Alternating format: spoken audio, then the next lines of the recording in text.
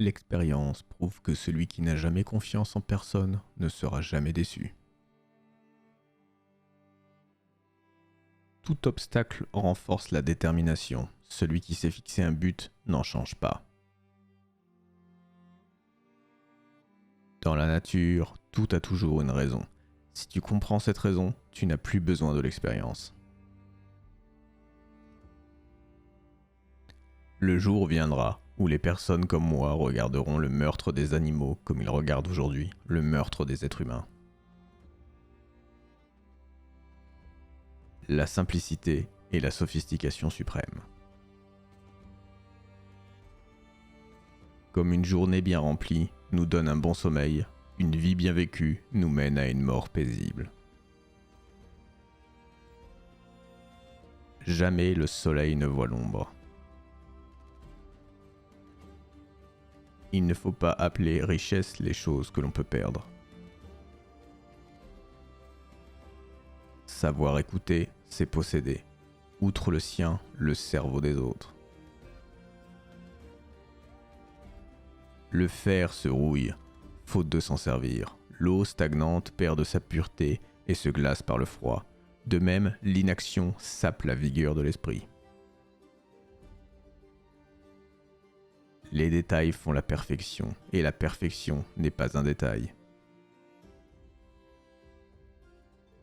Tant que dure ta jeunesse, acquiert des choses qui ensuite te consoleront du dommage de ta vieillesse. La sagesse est fille de l'expérience.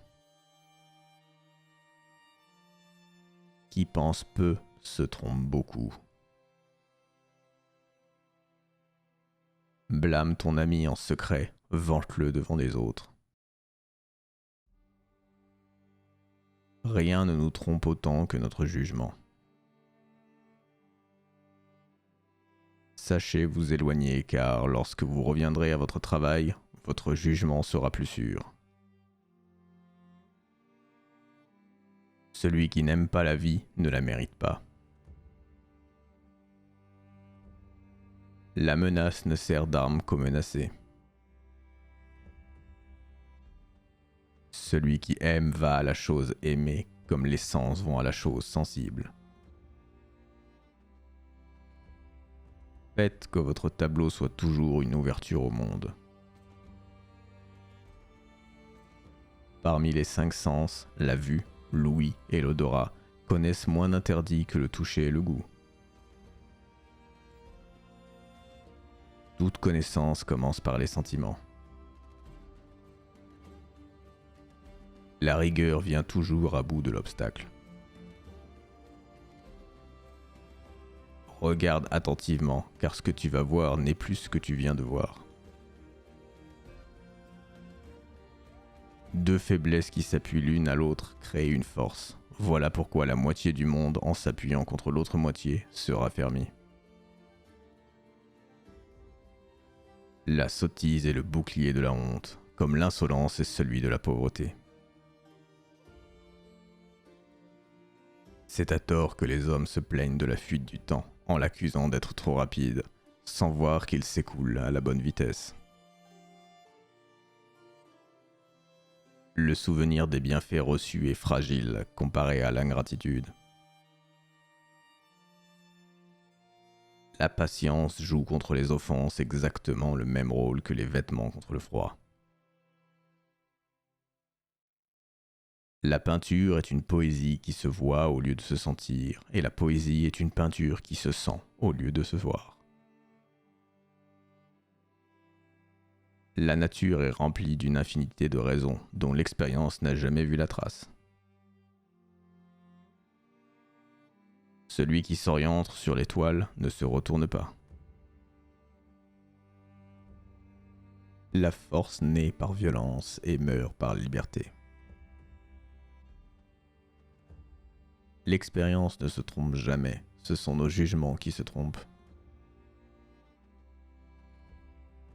L'œuvre de la nature est bien plus difficile à comprendre que le livre d'un poète. Il n'y a pas de maîtrise à la fois plus grande et plus humble que celle que l'on exerce sur soi. Ne me méprise pas tant, je suis pas pauvre, le pauvre est plutôt celui qui désire beaucoup de choses. Quiconque mène une discussion avec autorité ne fait pas preuve d'intelligence, mais se sert simplement de sa mémoire. Détourne-toi des préceptes de ceux qui spéculent sur le monde, mais dont les raisons ne sont pas confirmées par l'expérience. Regarde la lumière et admire sa beauté. Ferme l'œil et observe. Ce que tu as vu n'est plus, et ce que tu verras n'est pas encore. De même que tout royaume divisé est bientôt défait, toute intelligence qui se divise et en plusieurs études différentes s'embrouille et s'affaiblit. Tu fais mal si tu fais l'éloge de quelque chose que tu ne comprends pas bien, et si tu blâmes, tu fais plus mal encore. Aucune matière ne peut être intelligible sans ombre et lumière. Ombre et lumière sont issus de la lumière. L'œil voit les choses de façon plus certaine dans les rêves qu'il ne les voit par l'imagination durant la veille. Plus on connaît, plus on aime. Qui ne doute pas, acquiert peu. Passé 40 ans, un homme est responsable de son visage. Fuis l'étude qui donne naissance à une œuvre appelée à mourir en même temps que son ouvrier. Qui blâme la peinture blâme la nature. La nécessité est maîtresse et tutrice de la nature. Toute action naturelle est engendrée par la nature de la plus courte façon que l'on puisse trouver. La sculpture révèle sans effort ce qui est. La peinture semble chose miraculeuse. Elle rend palpable l'impalpable. Elle présente en relief l'objet plan et produit un effet d'éloignement pour les choses rapprochées. Le poète, pour présenter l'univers visible, est bien en dessous du peintre, et pour l'univers invisible, il est bien en dessous du musicien. Chez nous, les hommes devraient naître plus heureux et joyeux qu'ailleurs, et je crois que le bonheur vient aux hommes qui naissent là où on trouve de bons vins. Le néant n'a point de centre, et ses limites sont le néant. L'œil, appelé fenêtre de l'âme, est la principale voie par où notre intellect peut apprécier pleinement et magnifiquement l'œuvre infinie de la nature. Dès que la chance entre quelque part, l'envie aussitôt fait le siège et engage le combat. Le mal est notre ennemi, mais ne serait-il pas pire qu'il fût notre ami ? La science est le capitaine, et la pratique, ce sont les soldats. Toute notre connaissance découle de notre sensibilité. Pourquoi donc n'est-il pas possible qu'après la mort nous gardions l'apparence parfaite des vivants, si les vivants peuvent dans le sommeil se faire semblables aux lugubres morts ? Notre corps est au-dessous du ciel, et le ciel est au-dessous de l'esprit. Nous faisons notre vie de la mort d'autrui. Piètre disciple qui ne surpasse pas son maître. Louer ou censurer ce que tu ne comprends pas peut causer préjudice. Les choses de l'esprit qui ne sont pas passées par les sens sont vaines. La vie bien employée est longue. D'une chose légère peut naître un grand désastre. L'artiste meurt sans enfant. Il a été son roi, son prêtre, son dieu.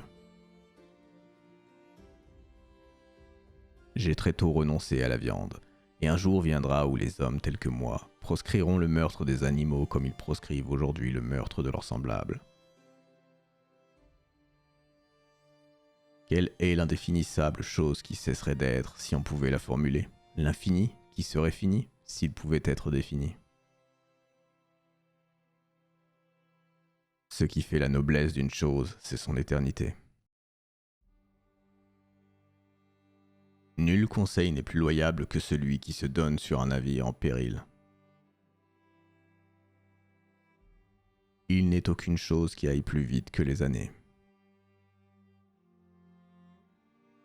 Aucune investigation humaine ne peut s'intituler véritable science si elle ne passe pas par la démonstration mathématique. Écris sur le mouvement sous l'eau et tu auras le vol des oiseaux dans l'air. Regarde la lumière et admire sa beauté. Ferme l'œil et observe. Ce que tu as vu d'abord n'est plus, et ce que tu verras ensuite n'est pas encore.